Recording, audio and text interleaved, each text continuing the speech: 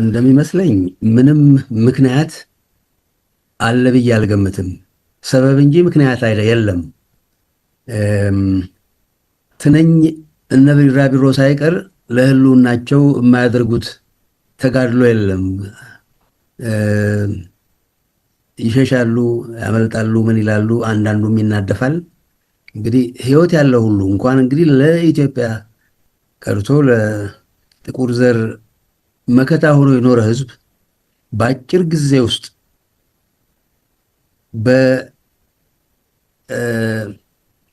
አሁን ብዙ ጊዜ የምንሰማው እንዲተደረግን እንዲሆንን በጣም እንደው ይቀፋል ራሱ ይሄንን ብሎ ማለት ሰው ህፃን ተቆነጠጥኩ አልበላውም ከለከሉኝ ብሎ ቢል የሚድህ ልጅ ህፃን የአባት ነው። ግን ይሄን የገዘፈ ታሪክ ያለው ህዝብ እንዲሆንኩ ሲል በወያኔ ትግሬ አይነትና በኢትዮጵያ ግራ ዘመምም ሆነ በምንድን ነው ኦሮሞማ በሚባሉ ወራሪዎች ይሄን ተደረግኩ ማለት ምንም አግባብ አያደርገውም። መጀመሪያ ተወቃሹ አማራ ተብዬው ነው፣ የተዋህዶ እምነት ተከታይ ጭምር ነው። ይህን እንትን የሚለው ሰሞኑን አይታችሁ እንደሆነ ምንድን ነው ሚኒስቴሮች ስብጥር ተብሎ 75% 3/4 የኢትዮጵያ ሚኒስቴር ተብዬዎች ከፕሮቴስታንት እንግዲህ እነኚህ ሰዎች ምናልባት 3-4% ቢሆኑ ነው ከኢትዮጵያ ህዝብ ቁጥር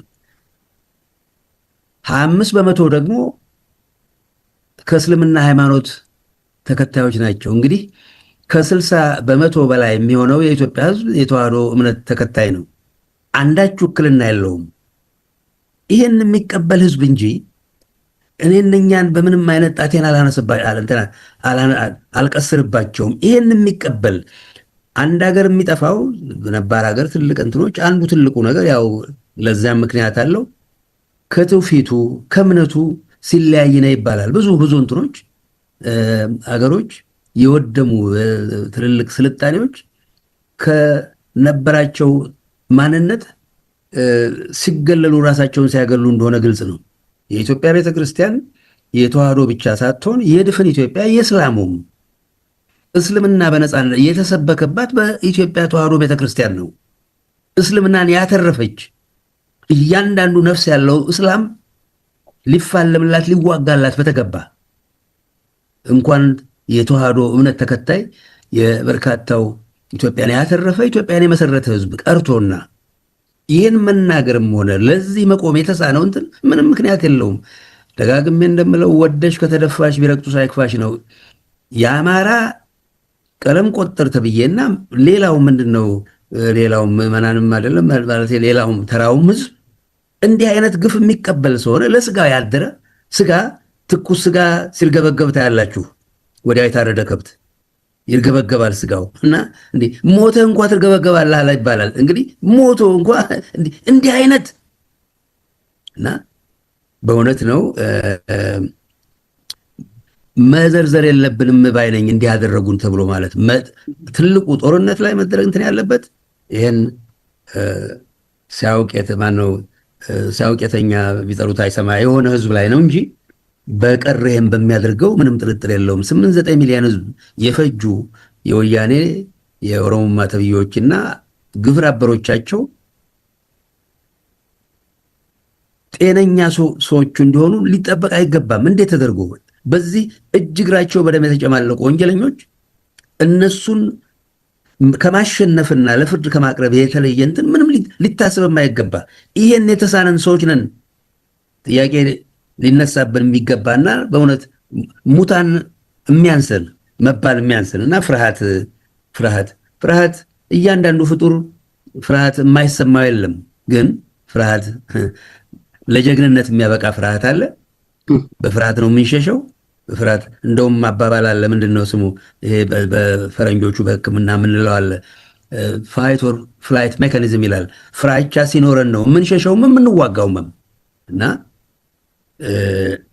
ይሄ የማይምር እነኚህ ዛሬ ኢትዮጵያን የወረሩ ሰዎች ከአባባሉ በስማቸው ነው በወትሮ ስማቸው አልጠራም ሊሰልብ የመጣ ምንትስ ያባባ ቢሉት አይመለስም ነው። ይሄን ነው ዛሬ የሚደረገው። የላም አሸናፊዎች ናቸው። አይተውትም። ይህን የበከተምለውን ህዝብ ቢሸሽም ሄዶ ይገለዋል። አሁን ከአሩሲ ዘሎ እኔ የተወለድኩበት ሐረርጌ ጨርጨር እዛም ይኸው ቅድም እንደው አላሸብራችሁም የበርካታ ሬሳ ስዕል አገኘው ዛሬ። ትላንትና ገደሉ። አንጫር የሚባል ቦታ ሄደው የልብልብ በቃቸው።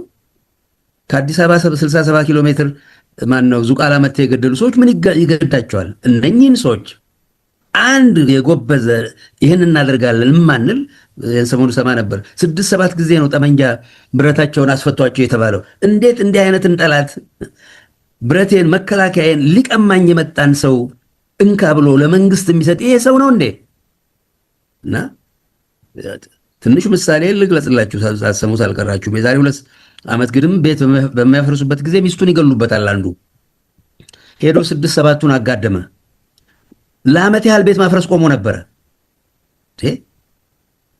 ይህን እና አሁን ቅድም ለጠቀስከው የትግሬ ምልትስ እነኚህ ሰዎች የበታችነታቸው ስሜት ገደብ ስለሌለው ትግሬ ሲዘፍን ሲፎክር የነበረው ስብሐት ገብረ እግዚአብሔር የሚባለው ሰውዬ ቅን የነበረ ዘራሲ ነው። በቴሌቪዥን ሰምቼዋለሁ። ስንፎክር አለኛ ትግሬዎች እኔ አማራው ትግሬው እንደ አማራ ጀግና እያልኩ ነበር የምንፈክረዋል። እና ፉከራችን እንኳን አማራን ለእንትን ለማለት ነው። ሀቅ ነው የበታችነት ስሜት ይሄንም አይረዳ እና እኔ ጣቴንም እጅግሬንም በማንም ላይ አላነሳም። በአማራው በተለይ ቀለም የቆጠረው ኢትዮጵያ ለዚህ አበቃው በኢህአፓ በሜዞን ተሰግስጎ የጠላት መሳሪያ ሆኖ ወይም መሳሪያ መሆን ብቻ አይደለም መሳሪያ ሆኑትን ያልተከላከልም ጭምር ነው፣ አለመከላከልም ጭምር ነው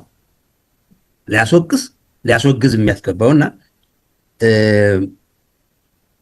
አሁንም ሩቅ አይደለም ወደ ራስነት መንትም ማለት ነው። እንዲህ ሐቅን መናገር ቅድም ሰለሞን የጠቀስከው ማስታመም እኔ እንደው በጣም ይደንቀኛል። ይሄ ቃል የለውም እና የሚያዋጣው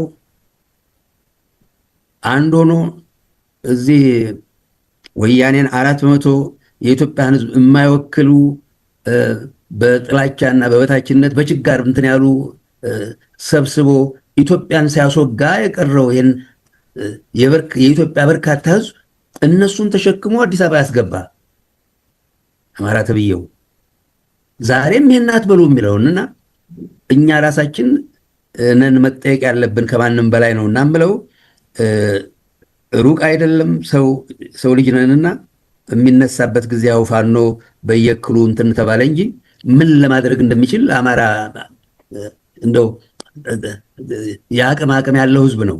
የመቁረጡ የአንድነቱ ጉዳይ ነው። በተቻለ መጠን በየቀኑ አማራውና ነፍስ ያለው ሌላ ኢትዮጵያዊ አማራን ሊቀላቀል የሚችልበትን መንገድ እንትን ማለት ነው እንጂ በምንም አይነት በዓለም ተደርጎ የማይታወቅ በህዳጣን ይህን ያህል ህዝብ ያለቀበት ህዝብ የለም እና አማራው ጦርነት የታወጀበት የሞት በቁሜ ሞቻለሁ የሚል መንፈስ ሊሰርጽበት ይገባል። በህዳጣን አሮጉ መሳሪያ እንዲፈታ ሲደረግ የተቀበለ ደርግ ያደረገውን በዛ መጸጸትና መማር ሲገባው ዛሬ ታባክ ማለት ሲገባው ይሄን ያላደረገ እኔ በማንም ላይ እንትን አይደለም። እኛውነን የምንቀለብሰውም ፈረንጅም ጋር እጅግ ማን ነው አቤቱታ ምንም ፍሬከርስኪ ነው። የፎረን ፖሊሲ የውጭ ጉዳይ የሚወስነው የውስጥ ጉዳይ ነው። ይሄ አዋቂዎች በዛ ጉዳይ አሉ የሚወስነው እንትን ነው። እነኚህ አፍጋኖች ጥሩ ምሳሌ ናቸው። የማንም ጋር አቤቱታ ሳያቀርብ ነው አሜሪካን ገርፈው ከሀገር ያባረሩት እና እንኳን ወያኔንና እነኚህን ሙታኖች እነኚህን ከሰው ሊቆጠሩ የማይገባቸው አረመኔ የማይገልጻቸው እነኚህን ሰዎች የቆረጠ እንትን አደብ ሊያስገዛቸውና ለፍርድ ሊያቀርባቸው ይገባል። እሷን ልበለ ዜና ይስጥልኝ።